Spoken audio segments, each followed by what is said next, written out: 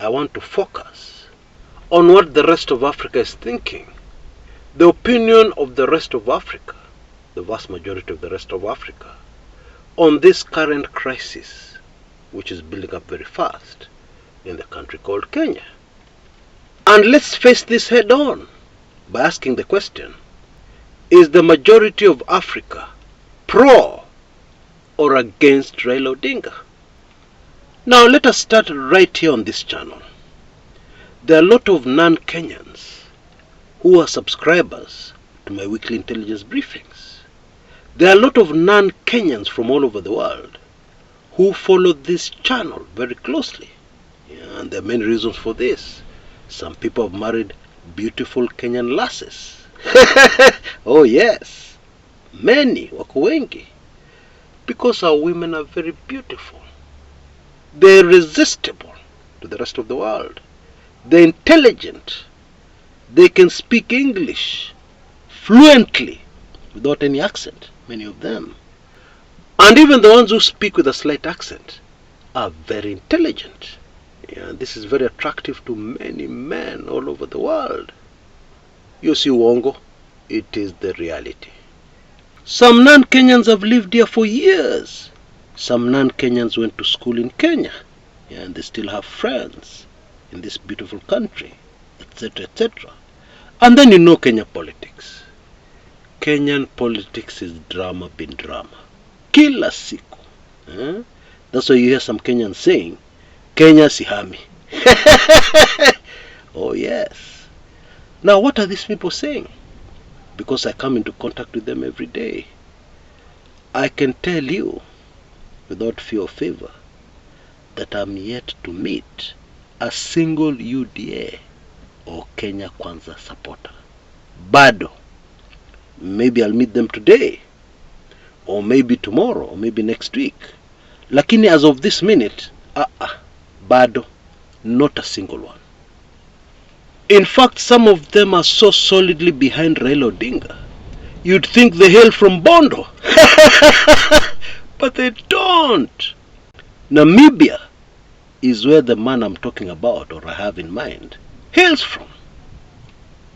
And let's face it, the world loves the story of the underdog.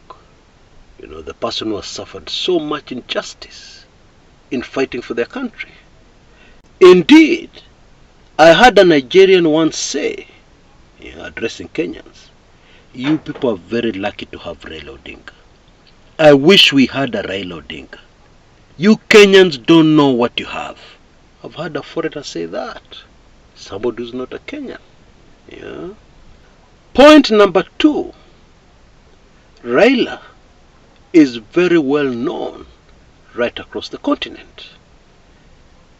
Virtually every African country you go into, Raila has his supporters. Raila has his allies. Raila has those people who greatly admire him. Yeah, that is the truth. Bottom line, when Raila says something, Africa listens.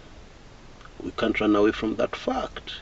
No matter what you think of the man, no matter how much you hate him, you can't change the fact on the ground.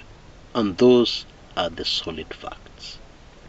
And so it would appear that this wave that I've been talking about, that is in Kenya, a very huge, powerful wave of the masses.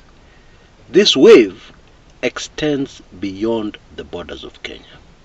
That should be very clear, especially to those who want to predict how this thing will end, especially those who want to predict if indeed it is true that Raila Amolo Odinga will end up right inside State House as its occupant. These are some of the key factors that you must consider. Because politics is local, yes, but even outside influence will always play a role, especially on a continent like Africa that is trying to get away from the shackles of neocolonialism, or being bossed around by big boys from the West.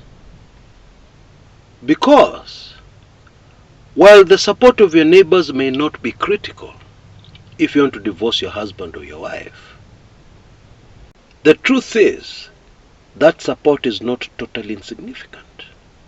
Because after it's done, you'll hear the neighbors saying, yenyewe, that man had very bad habits.